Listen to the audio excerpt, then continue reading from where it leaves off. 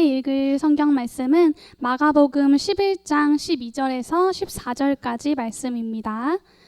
신약 성경 마가복음 11장 12절에서 14절까지 말씀.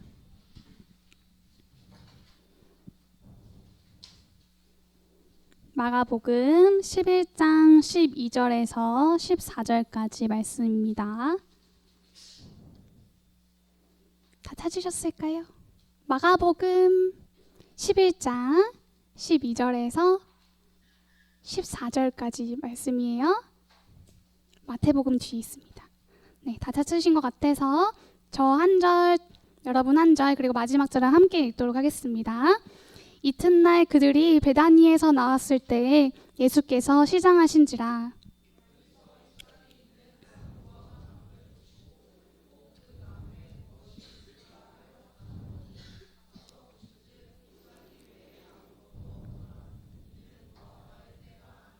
함께 읽겠습니다.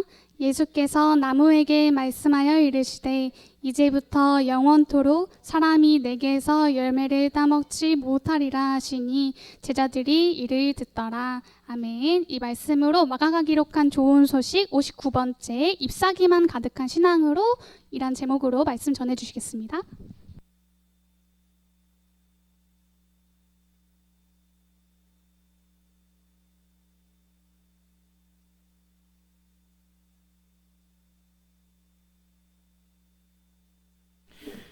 여러분 안녕하세요.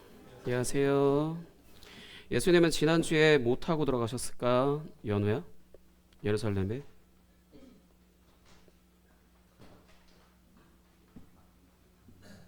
당나귀. 예, 당나귀 맞아요. 낙이니까. 새끼 낙이. 새끼 낙이를 타고 예루살렘으로 입성하시는 모습을 연출하셨습니다. 연출하셨어요. 일부러.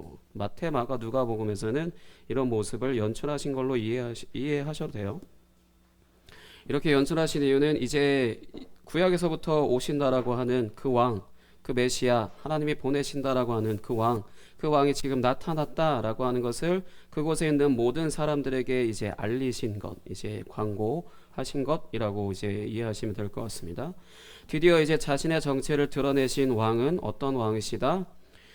강한 힘으로 상대를 제압하는 왕이 아니라 자신의 백성들의 비천함을 자신의 몸으로 감당하는 방식으로 구원하는 왕. 강한 힘이 아니라 오히려 약한 존재로 이제 구원하는 왕이라는 것을 이제 나타낸 것입니다. 이런 등장씬을 찍었죠. 예수님이 이런 등장씬을 찍으셨습니다.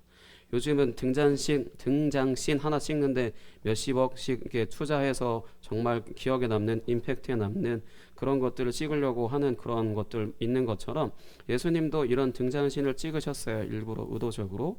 왜냐하면 이제 그곳에 이제 왔으니까, 구약에서부터 하나님이 보내신다라고 한 그 왕이 진짜로 왔으니까.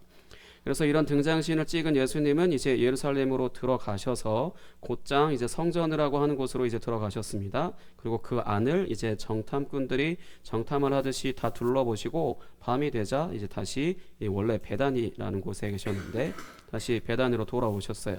여기까지가 지난주 말씀이고요. 이제 오늘 말씀, 이 다음 날 예수님은 이제 다시 베다니를 나와서 다시 예루살렘으로 가시던 길, 다시 가시려고 하는 그 가시던 길이셨는데 마침 배가 고프셨어요. 집에서 계셨을 때 아무것도 이제 먹을 것이 없었었는지 아니면 끼니를 제때 챙기지 못하셨는지 이제 배가 고프셨어요.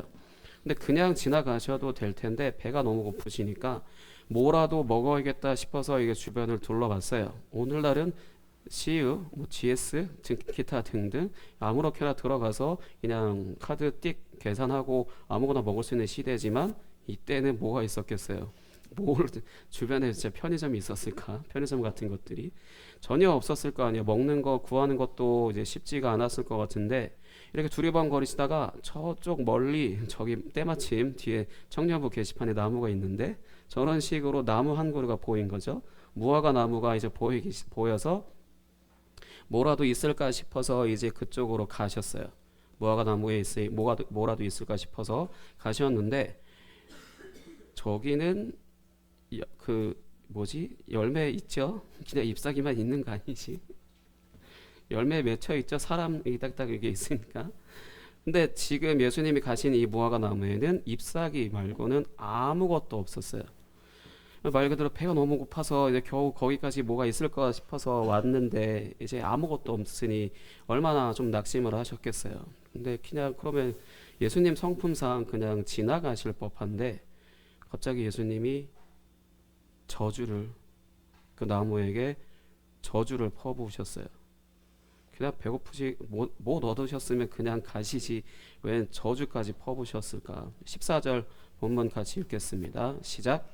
예수께서 나무에게 말씀하여 이르시되 이제부터 영원토록 사람이 내게서 열매를 따먹지 못하리라 하시니 제자들이 이를 듣더라. 아멘. 그러니까 예수님이 무화과 나무에 오셔서 찾으신 것은 열매겠죠. 당연히 무화과라고 하는 열매겠죠. 이 열매라고 하는 것도 상식적으로 수확할 때가 따로 있잖아요. 하루가 아니라 1년에 어느 때가 되면 딱 이제 이 나무에 있는 열매들을 딸 때 수확할 때도 있을 거 아니에요. 그런 것처럼 이제 무화과 나무도 이제 무화과도 수확할 때가 있는데 본문에는 뭐라고 써 있냐면 무화과를 수확할 때가 아니다라고 또 써 있어요.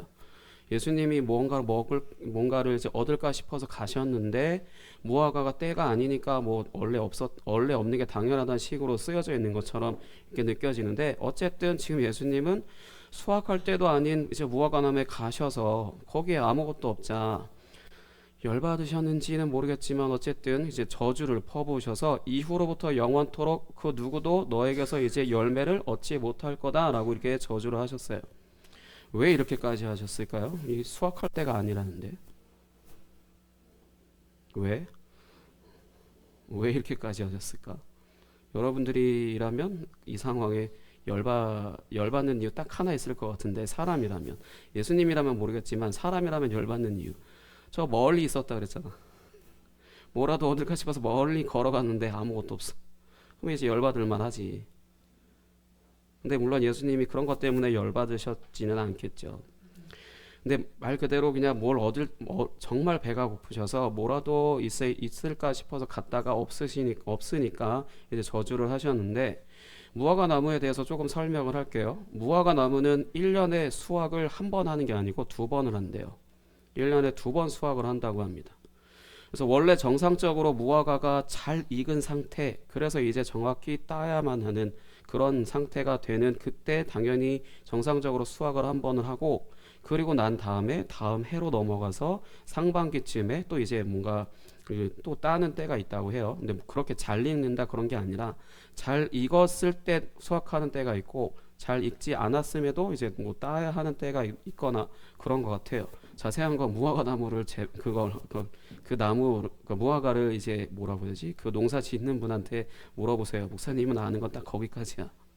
어쨌든 이 말은 왜 하냐면 사실은 지금 무화과 나무에 잘 익어서 마시는 상태로 이제 열려 있는 열매가 없었다 하더라도 덜 익었던지 아니면 자라기 시작했던지 뭐라도 달려 있었어야 했다는 거지.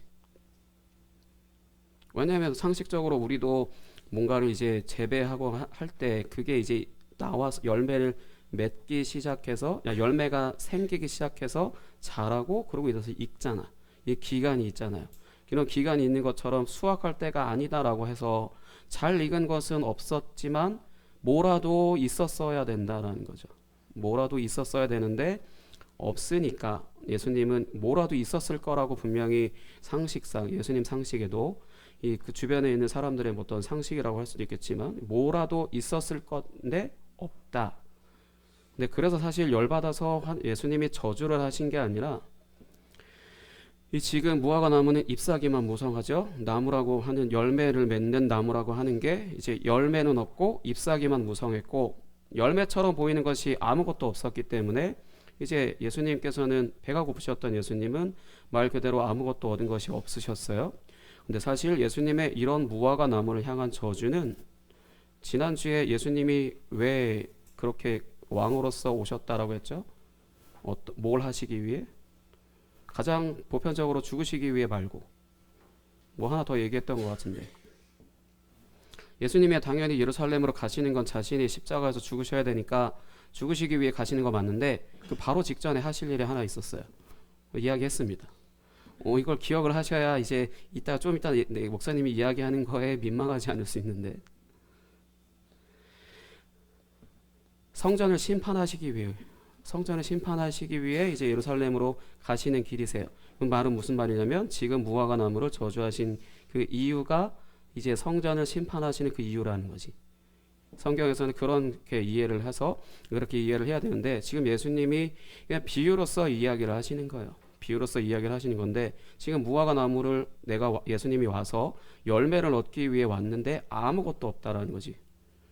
그러니 이제 저주를 하셨다라는 것은 성전도 역시 동일한 이유로 심판을 받는다라는 거예요. 예수님이 심판을 하시는 이유는 바로 이 때문이다라는 거죠.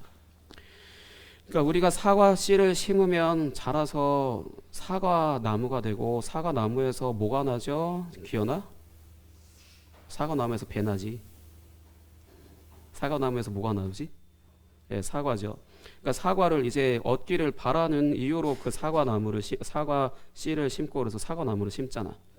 그러니까 그렇게 바라셨는데, 그래서 그런 것처럼 하나님이 이스라엘이라고 하는 구약의 이제 이스라엘 백성들, 그 사람들을 택하셔서 자신의 백성으로 삼으셨을 때는 하나님을 바르게 나타내는 것을 바라셨는데 전혀 그렇지 않았죠. 이제 구약을 잘 읽어보시면 온갖 실패, 온갖 불의, 온갖 폭력, 온갖 불순종으로 가득한 책이 이제 구약인데, 하나님의 성품을 나타내기는커녕 어쨌든 이제 그런 거고, 또 이제 마가복음에서 4장에 이제 네 가지 밭의 비유에서 세 번째 가시떨기에 이제 심겨져 있는 땅에 뿌려진 씨가 아무리 잘 자라도 가시떨기와 같이 있었기 때문에 나무가 아무리 건강하게 잘 커도 열매는 안 나온다라고 하는 그 부분, 그렇게 영양분을 다 빼앗겨서 정작 열매를 맺지 못한다고 하는 것처럼, 이제 구약의 이스라엘 백성들은 그런 나라라고 하는 온 민족이 하나님의 택한 자녀라고 하는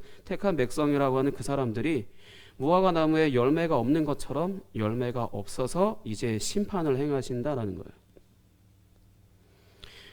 이게 오늘날 우리에게 적용을 한다면 신앙생활이라고 하는 모양은 있지만 정작 열매는 없는 것을 말하는 겁니다. 오늘로 비유한다면 신앙생활이라고 하는 모양은 있지만 정작 열매는 없는 것을 말하는 거예요.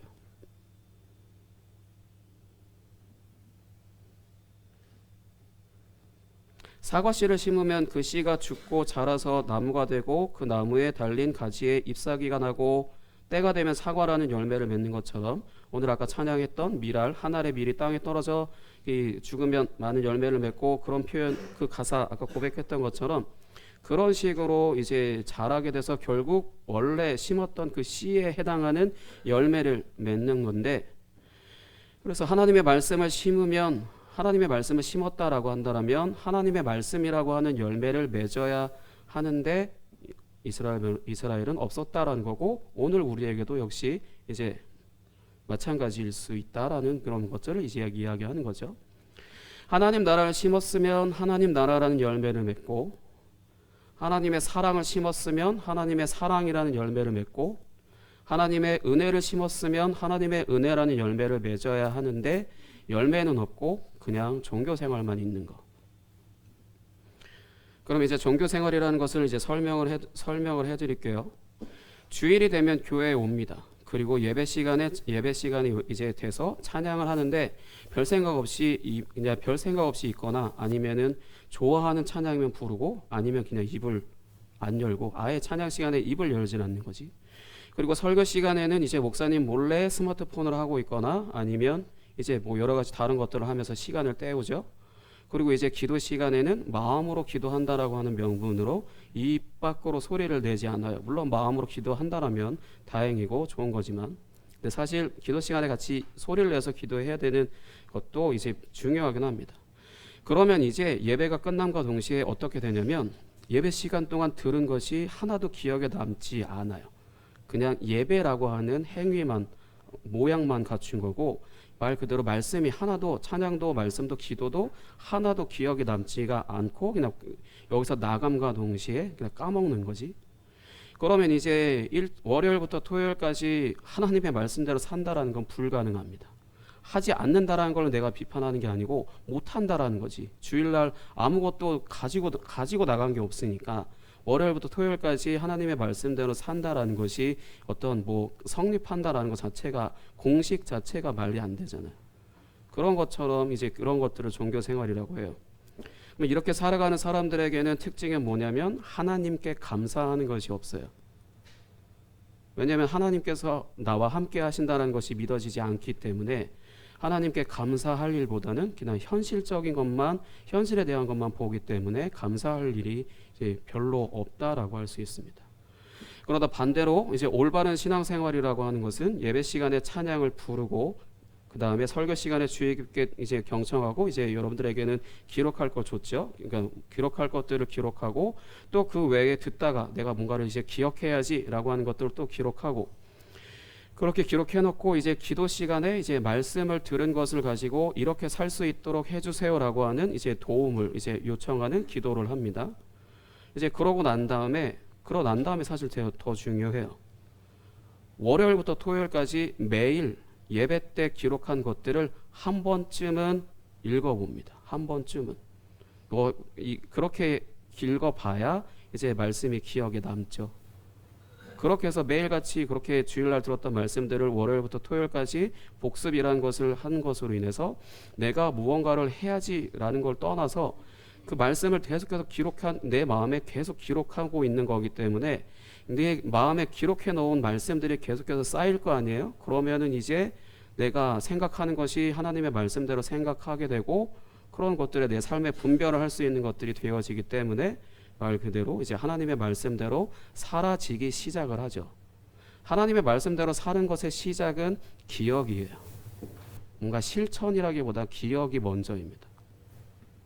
그런 예배 시간에 내가 결국은 시간이 흘렀는데 아무것도 나에게 열매가 없구나라는 것을 발견하게 됐을 때는 내가 하나님의 말씀을 기억하지 않았기 때문에 내가 어떻게 삶에서 어떻게 살아야 되는지를 말 그대로 모르니까 일부러 안 한다가 아니라 모르니까 못하는 거잖아요. 그러다 보면 이제 결국은 열매 맺는 신앙이다라고 하는 것에서는 거리가 좀 있는 거지. 열매 맺는 건 갑자기 하늘에서 뚝 떨어지듯 열매가 하늘에 뚝 떨어지지 않는 것처럼 자연스럽게 영양분을 공급받아서 열매라고 하는 것까지 끝까지 잘 익을 때까지 그 영양분이 잘 받아야 열매를 맺는 것처럼 그렇게 우리의 신앙의 열매도 그렇게 맺어지는 것인데 그런 것들을 내가 일부러가 아니라 몰라서 못했다 하더라도 계속 나는 열매가 없는 상태로 계속 있는 거지. 어느 날 갑자기 이쁘다 해서 하나님께서 열매를 맺어 주시는 것은 아니에요. 계속해서 꾸준히 우리가 매주 주일날에 괜히 찬양, 말씀, 기도 이 구조로 이제 예배 순서를 정한 것도 아니고 이런 순으로 잘 충실하게 나도 모르게 잘 모르겠지만 따라가 봐야지라고 하면서 이렇게 예배하고 그리고 나서 월요일부터 토요일까지는 한 번쯤 주일날 들었던 말씀 주보에 우리는 기록하기로 했으니까 그걸 한 번이라도 그냥 눈으로 읽어만 봐도 내가 그거를 잊어버리는 건 조금 덜 할 수 있다는 거지. 사람이 그러니까 상식적으로 연구를 해본 결과 몇 시간 만에 몇 퍼센트가 기억력이 사라지고 하루 지났을 때는 급격히 또 사라지고 이틀, 3일 전에 거를 사실 기억하지 못하는 건 사람이라면 당연한 거예요. 특별히 기억력이 특출한 사람이 아닌 이상 다 잊어버립니다. 목사님도 그러니까 기억하려고 하는 노력을 안 하면 잊어버려요. 근데 계속 잊어버리고 한다는 거는 내가 교회에 와서 예배라고 하는 행위는 하지만 계속 물이 쫙쫙 빠지는 듯한 남아 있어야 뭔가 영양분이 될 수 있을 텐데 그냥 쫙쫙 빠져버리는 거지. 그래도 조금씩은 자라긴 하지만 열매를 맺는다라고 하는 거는 그냥 어느 순간에 갑자기 느닷없이 되는 게 아니고 꾸준하게 계속 들은 말씀을 계속해서 기억하고 하려고 하는 노력을 하지 않는다라면은 쉽지 않다라는 거예요. 내가 열심히 뭔가를 의미 없이 열심히 하고 있으니까 하나님이 열매를 어떻게 맺게 해주시겠지. 물론 그렇게 해서 우연찮게 맞아 떨어질 수도 있겠지만 가능성은 굉장히 낮다라는 거죠. 그렇다고 해서 우리가 예수님께 우리가 심판받는다 이런 표현을 이야기하기 위해 이런 설교를 하는 건 아니고, 말 그대로 그냥 감사할 일이 없어요. 하나님께 감사할 일, 내가 뭘 감사를 해야 되는지 모르잖아.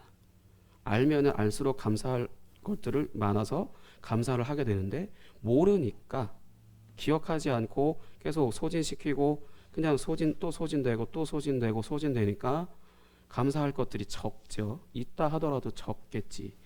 이 차이라는 거지. 우리는요, 열매를 당연히 하나님이 맺게 해주시는 거다라고 하겠지만, 심는 이나 물 주는 이는 같으나 자라나게 하시는 이는 하나님이시다라고 하는 것처럼, 심는 거랑 물 주는 것이랑 그런 것들이 잘 되어지지 않으면 사실 하나님도 무턱대고 그냥 갑자기 자연의 법칙을 다 깡그리 무시하고 열매 맺게 하시는 그런 하나님은 아니시다라는 거예요. 하나님도 굉장히 상식적인 하나님이십니다. 그런 부분에 있어서 이 차이다라는 거지. 오늘날 무슨 뭐 심판을 받는다, 교회 다니는 사람들이, 믿는 사람들이 지옥에 간다, 이런 표현은 아니에요. 다만 내 삶에 감사가 적어져서 내 삶이 힘들다라고 하는 소리를 더 많이 하게 되는 거지.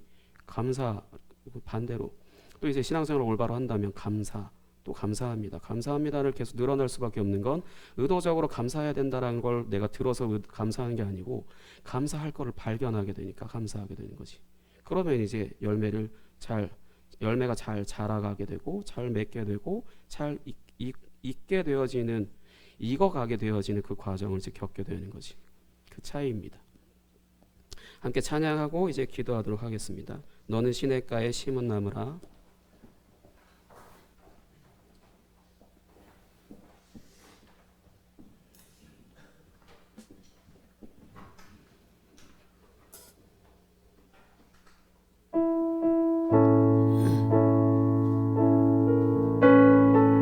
시냇가에 나무가 심겨져 있다라는 건 시냇가에 물이 있을 거 아니에요. 물이라고 하는 영양분이 수시로 계속 공급되어지는 그 나무를 뜻합니다. 그 부분에 있어서 우리가 예배라고 하는 것, 올바르게 예배한다라면 우리는 그 시냇가에 심겨져 있기 때문에 나라고 하는 나무의 열매를, 하나님이 원하시는 열매들을 맺게 하시는 그런 은혜가 우리 가운데 있다라는 거 기억하시고 함께 찬양하겠습니다. 너는 시냇가에 심은 나무라.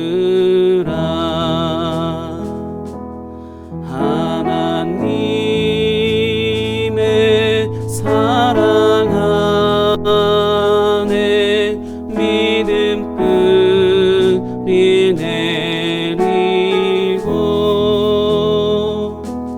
주의 뜻대로 항상 살리라. 너는 시냇가에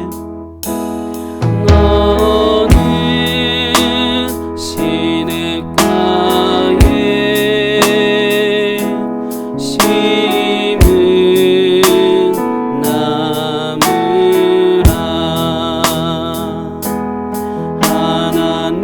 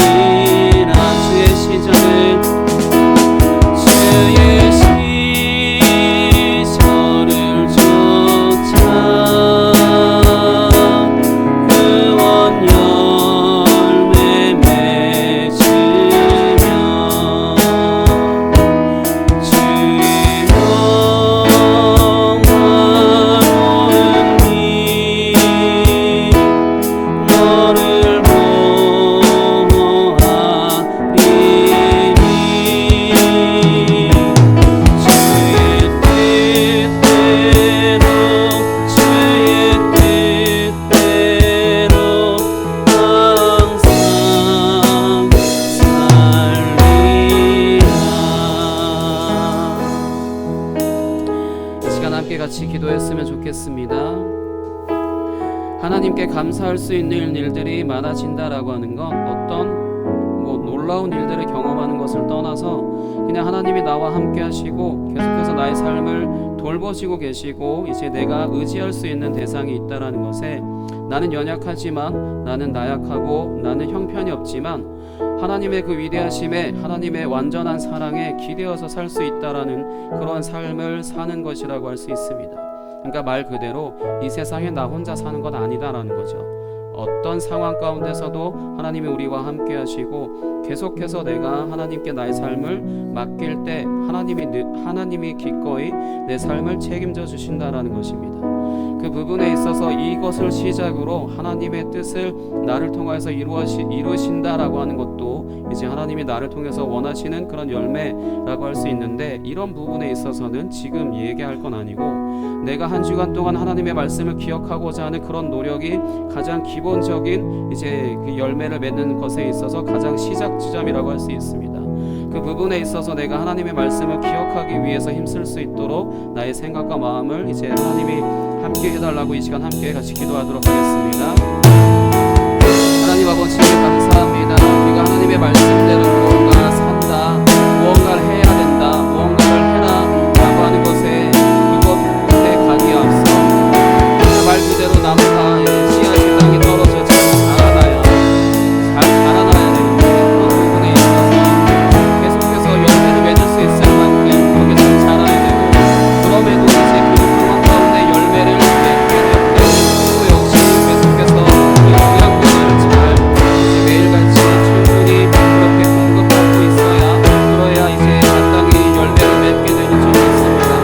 이것이 하나님이 어느 날 하늘에서 그냥 뚝뚝 떨어지시는 그런 것이 아니라 하나님이 우리에게 주신 것을 귀하게 여기고 날마다 하나님을 예배하는 것에 있어서 하나님을 찬양하고 말씀을 귀담아듣고 기억하고 또한 그것을 기도함으로 하나님께 맡기는 그런 일로 인하여서 하나님을 온전히 맡고 하나님께 온전히 이제 붙어있고 하나님의 그 열매 가운데 열매를 맺는 그런 삶으로 나를 인도해달라고 하는 나를 맡기는 그런 삶이 좀 있사오니 주님 함께 하시고 주님 인도하여 주옵소서.